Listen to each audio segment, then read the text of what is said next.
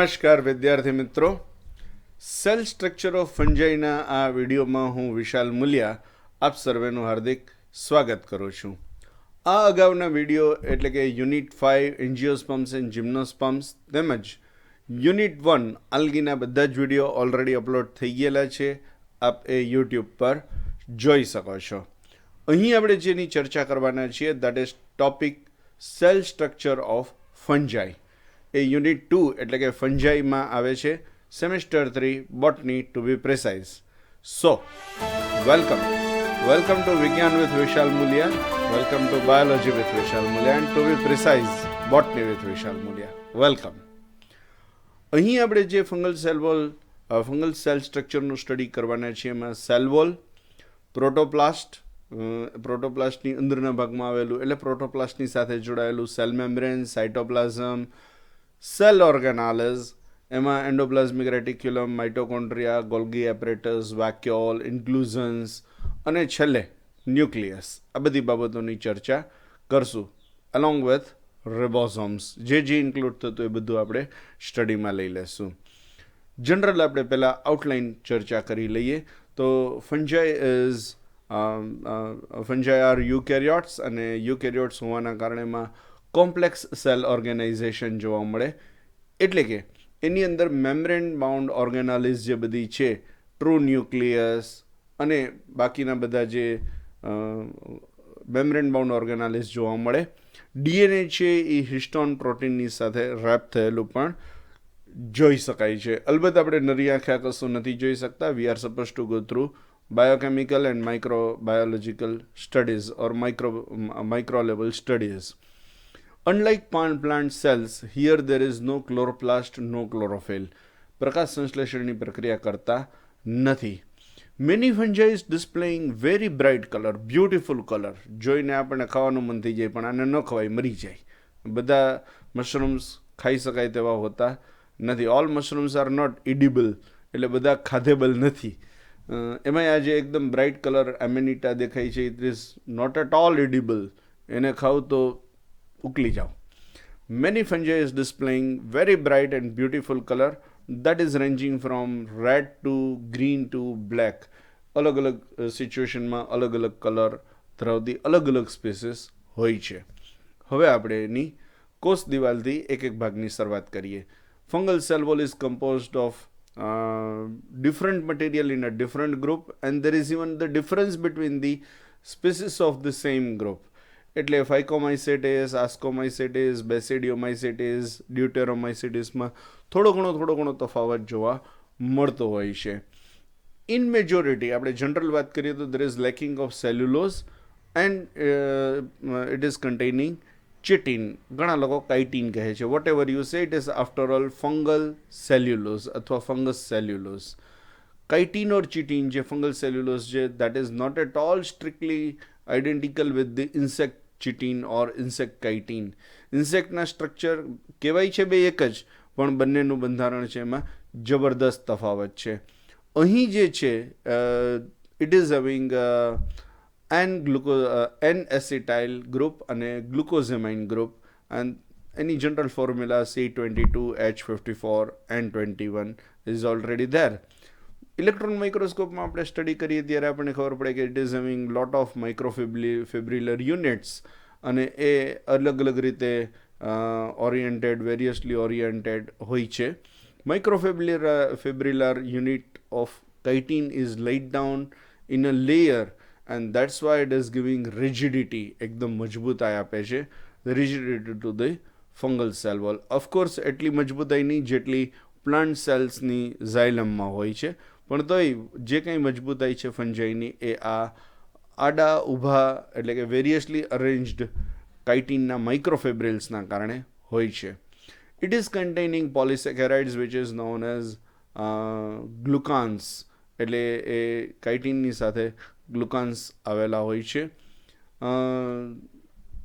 Most of the member of fungi is having non motile structure, એટલે એ movement કરી શકતા નથી, કશાધારી નથી, અને કશાધારી હોય તો પણ એ બહુ ઓછા ગ્રુપમાં છે. Oomycetes, a lower fungi which is having two flagella, biflagellate છે, and their cell wall is made up of cellulose. એટલે આપણે બહુ સ્પષ્ટપણે એવું માની શકીએ છીએ કે આ લીલમાંથી ડેવલપ થયા હશે, આલ્ગામાંથી ઇવોલ્વ થયા હશે.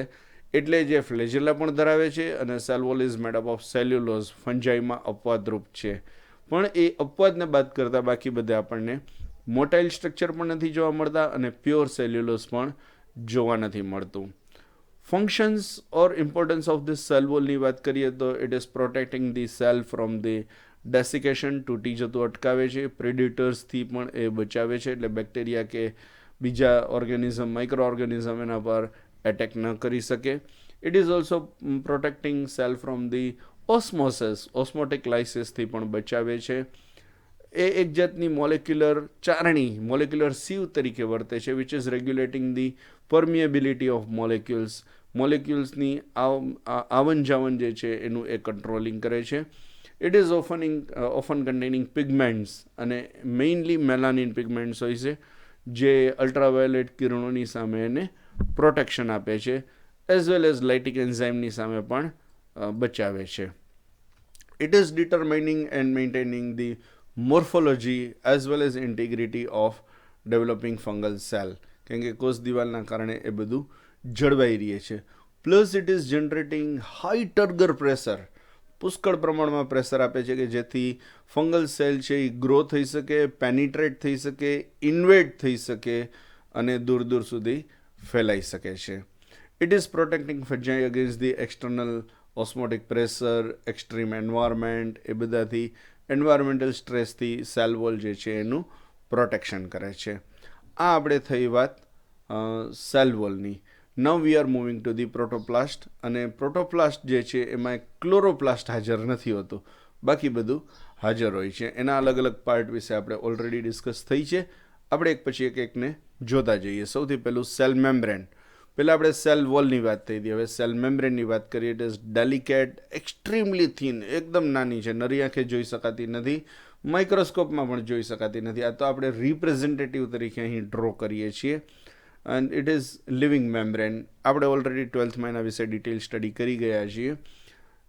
The cells or the hyphal wall is it is pressed against the fungal or hyphal cell wall for the occasional invagination in some region. ક્યાંક ક્યાંક એ અંદરના ભાગમાં પણ ઇન્વેજિનેટ એટલે કે ખૂંપેલી હોય છે અથવા તો વિકસેલી હોય છે. અને આ જે ઇન્વેજિનેશન છે એ ઇનફોલ્ડ એટલે અંદરના ભાગમાં ખૂબ અંદર સુધી વળેલા હોય છે. અને એ વળેલા જે અંદર સુધી ગોઠવાયેલા જે કોન્વોલ્યુટેડ શંકુ આકાર જેવા પોકેટ અથવા પાઉચ છે એને આપણે કહીએ છીએ લોમાઝોમ્સ. આ લોમાઝોમ જે છે એ બીજે ક્યાંય જોવા મળતા નથી. ફંજાઈની આ એક ઓળખ છે. એ ખરેખર શું છે તો કે સેલ વોલનું જ સેલ મેમ્બ્રેનનું જ એક્સટેન્શન છે, પણ એ ઇનફોલ્ડ એટલે અંદરના ભાગનું છે. This lomasomes are internal projections of plasma membrane altered to perform the special function. એ અલગ અલગ કાર્યો કરવા માટે સ્પેશિયલી બનેલા હોય છે. Fungal cell wall is differentially permeable, એટલે અમુક પદાર્થોને આવવા દે છે, અમુક પદાર્થોને નથી આવવા દેતી. સેલ વોલ જેમ પ્રોટેક્શનનું કામ કરે, આપલેમાં મદદરૂપ થાય, એવી રીતે અહીં પણ એ સિલેક્ટિવલી પરમિએબલ છે, બધા પદાર્થોને અંદર આવવા ન દે. Cell membrane shows typical tripartite structure under the electron microscopy. અને એ ઇલેક્ટ્રોન માઇક્રોસ્કોપીમાં આપણે જોઈએ ત્યારે આપણને ખબર પડે છે કે એક ઇલેક્ટ્રોન ડેન્સ લેયર છે, બે ઉપરની નીચેની side on the either side, અને વચ્ચેના ભાગમાં જે છે એ લેસ ડેન્સ, ઓછી ઘનતાવાળો સેન્ટ્રલ રિજિયન છે. Plasma membrane is stabilize by ergosterol. આવું જ બિલકુલ અર્ગોસ્ટેરોલ જેવું જ સ્ટીરોઇડલ પદાર્થ છે એ કોલેસ્ટેરોલ છે, જે એનિમલ સેલ્સમાં આવેલું હોય. અહીં કોલેસ્ટેરોલ નથી હોતું, અહીં અર્ગોસ્ટેરોલ હાજર હોય છે. સાઇટોપ્લાઝમની વાત કરીએ એટલે કે કોષ રસની વાત કરીએ તો within the plasma membrane colorless cytoplasm which is filling the almost all the part, બરાબર, અને એ આપણે એકદમ સ્પષ્ટપણે જોઈ શકીએ છીએ. Young hyphae and hyphal tip is having cytoplasm which is almost uniform and homogeneous. શરૂઆતમાં એ યુનિફોર્મ હોય, હોમોજીનિયસ હોય. એની અંદરના ભાગમાં ઘણી બધી સેલ ઓર્ગેનાલિઝ અને સેલ ઇન્ક્લુઝન્સ આવેલા હોય છે. આ જે સેલ ઓર્ગેનાલિઝ આવેલી હોય છે એના દરેકના પોતપોતાના ફંક્શન છે. Mitochondria, Golgi body, endoplasmic reticulum, nucleus, જેના વિશે આપણે ઘણું બધું જાણીએ છીએ. 12થમાં પણ સ્ટડી કરેલું છે. અર્લિયર પણ સાયટોલોજીમાં એનું સ્ટડી કરેલું હોય છે. ઇન્ક્લુઝન્સની વાત કરીએ તો એ ડેડ છે, એ અલાઇવ નથી, એનું કોઈ ચોક્કસ ફંક્શન નથી. They are not essential even for the cell survival, but they are there for the reserve material, અને એના ઘણા બધા સ્ટડીઝ હજુ ચાલુ છે. લુમોઝોમ્સ જ્યાંની ખાસિયત છે આર ધી મેમ્બ્રેનસ સ્ટ્રક્ચર, જે આપણે પ્રીવિયસ વાત થયું પણ અહીં રિપીટ કરું છું. It is lying in between the cell wall and plasma membrane, and that is very common, and that is the identity. હવે આપણે અંદર જઈએ તો એન્ડોપ્લાઝમિક રેટિક્યુલમ. એન્ડોપ્લાઝમિક રેટિક્યુલમ એટલું બધું નથી હોતું જેટલું પ્રાણી કોષમાં અથવા તો વનસ્પતિ કોષમાં જોવા મળે. Presence of endoplasmic reticulum in fungal cell is demonstrated by electron microscopy. Electron માઇક્રોસ્કોપીમાં આપણે જોઈ શકીએ છીએ. જનરલી એની સાથે સ્મોલ ગ્રેન્યુલ્સ જોડાયેલા હોય, અને એ ગ્રેન્યુલ્સને આપણે રિબોઝોમ્સ કહીએ છીએ, અથવા રિબોઝોમ સાથે આપણે એને સાંકળી શકીએ છીએ. અહીં બધામાં છૂટું છવાયું હોય, પણ અમુકમાં ઘણી બધી ફંજાઈ છે એમાં હાઈલી વેસિક્યુલર હોય, એટલે કે ઘણું બધું વેસિક્યુલ જેવું આપણને જોવા મળે છે. સામાન્ય રીતે લૂઝ હોય છે, more irregular than the green plants. છૂટું છવાયું હોય. ગ્રીન પ્લાન્ટ્સમાં જે રીતે એકદમ કોમ્પ્લેક્સ અને સિસ્ટમેટિક અરેન્જમેન્ટ હોય એવી અહીં જોવા મળતી નથી. માઇટોકોન્ડ્રિયા એટલે કે કણાભસૂત્રની વાત કરીએ તો યુઝ્યુઅલી સ્ફેરિકલ બોડીઝ, સ્મોલ, અને બહુ જાણીતું છે કે it is having double membrane. એ બહુ વેલ નોન ફેક્ટ છે. Inner membrane is infolded to form the cristae, અને આ ઓલરેડી આપણે 12થમાં જોઈ ગયા છીએ. In the form of parallel flats or irregular tubules, અને એનું ફંક્શન જે છે એ પાવર હાઉસ એટલે કે શક્તિઘર તરીકે એ વર્તે છે. There is no fundamental difference between the mitochondria of fungi and green plant. બહુ મોટો કોઈ તફાવત હોતો નથી. અલબત્ત હોકરે એવું સાબિત કરેલું હતું કે cristae of fungal mitochondria is fewer, flatter and more irregular than that of the green plant. Green plant કરતાં આ ઓછી હોય, ફ્લેટ હોય અને વધારે ઇરેગ્યુલર હોય છે, એવું હોકરના સ્ટડીમાં ડિક્લેર થયેલું હતું, જ્યારે એણે ઇલેક્ટ્રોન માઇક્રોસ્કોપીથી ફાઇન સ્ટ્રક્ચરનું સ્ટડી કર્યું હતું. રેફરન્સ આપેલો છે. ગોલ્ગી એપરેટસની વાત કરીએ તો ઉમાઇસિટીસમાં ગોલ્ગી એપરેટસ વ્યવસ્થિત એટલું બધું જોવા મળતું નથી. બાકી બધામાં Murray and their colleague reported કે Golgi apparatus consisting of 3 flattened sac, 3 કોથળીનું જોવા મળે છે, which is surrounding by many bubble like structure in the Saccharomyces. પણ બાકી એ બહુ બધી જગ્યાએ એકદમ પ્રોમિનન્ટ સ્ટ્રક્ચર તરીકે અર્લિયર નહોતું મળતું. હવે ઇલેક્ટ્રોન માઇક્રોસ્કોપીમાં આપણે વધારે ને વધારે એનું સ્ટડી કરતા જઈએ છીએ. વેક્યુલ એટલે રસધાની જે છે એ રસધાની સાવ શરૂઆતમાં યંગ હાઇફે કે યંગ હાઇફલ સેલ કે ટીપ રિજિયનની અંદર નથી જોવા મળતી, પણ જેમ જેમ એ આગળ જતી જાય, એટલે કે યંગમાં એ એબસન્ટ હોય, યંગ હાઇફેમાં એબસન્ટ હોય, જોઈ શકીએ છીએ. ઓલ્ડ જ્યારે થાય ત્યારે એમાં એ આપણને વેક્યુઅલ જોવા મળે, અને પછી આગળ જતાં with the age it become large. It shows the tendency of coalesce, એટલે જોડાઈ જાય છે, અને ultimately reduce the cytoplasm to the lining layer immediately within the cell wall. એ છેલ્લે છૂટી હોય બધી ભેગી થઈને એટલી મોટી થઈ જાય કે કોષરસ છે એ માત્ર ને માત્ર સેલ વોલની આસપાસમાં રહી જાય. ઇન્ક્લુઝન્સની વાત કરીએ તો ઇન્ક્લુઝન્સમાં સ્ટોર્ડ ફૂડ મટીરિયલ તરીકે globules of lipid, granules of glycogen, oil, trehalose, proteinaceous material અને વોલ્યુટિન, એવું ઘણું બધું જોવા મળે છે. ગ્લાયકોજન છે એ મેઇનલી વેક્યુલ્સની અંદર હોય છે. There is no starch grain. Starch અહીં સ્ટોર થતું નથી, કેમ કે સ્ટાર્ચ ફોર્મેશન જ થતું નથી. પિગમેન્ટ ક્લોરોફિલ ગેરહાજર હોય છે, ક્લોરોપ્લાસ્ટ ગેરહાજર હોય છે. કેરોટીનોઇડ્સ ઘણી વખત હોય છે, ઓફન કોન્સ્પેસિયસ, અને એ આવી જે ઓરેન્જ કલર્ડ ફંજાઈ હોય એમાં આપણે એ જોઈ શકીએ છીએ. It may occur throughout the cytoplasm or concentrated in the lipid granules, પણ એના માટે કોઈ સ્પેશિયલ પ્લાસ્ટિડ હોતી નથી, એટલે ક્રોમોપ્લાસ્ટ જેવું કશું નથી હોતું, અને એનું ઘણું બધું સ્ટડીઝ થયેલું છે. બીજા ઘણા બધા ઉત્સેચકો હોય, ફોર્મેન્ટ્સ હોય, એન્ઝાઇમ્સ હોય, ઓર્ગેનિક એસિડ્સ હોય, આ બધા છે ઇન્ક્લુઝન્સના પાર્ટ છે. ન્યુક્લિયસની વાત કરીએ એટલે કે કોષ કેન્દ્રની વાત કરીએ તો 1 or 2 or more ગ્લોબોઝ એટલે સ્ફેરિકલ અથવા તો એલિપ્સોઇડલ ન્યુક્લિયાઈ આપણને જોવા મળે. They are small, usually with the range of 1 to 3 micrometer in diameter. Cannot be seen with the special techniques, without special techniques. એટલે એમને આપણે આપણા સાદા માઇક્રોસ્કોપમાં એ જોઈ શકતા નથી કેમ કે નાના હોય છે. It is containing central dense body with a clear area around it. Chromatin strands જોવા મળે છે and the whole structure is surrounded by definite nuclear membrane કેમ કે અહીં membrane bound organelle મળે. Central body is taking the heavy iron hematoxylin stain and usually fulgent negative એટલે ત્યાં DNA part હોતો નથી એવું આપણે કહી શકીએ છીએ. ઇલેક્ટ્રોન માઇક્રોગ્રાફી કરી ત્યારે આપણને ખબર પડી કે central bodies appears as the amorphous and granular mass એ આપણે ઇલેક્ટ્રોન માઇક્રોસ્કોપી લેવલે જોઈ શકીએ.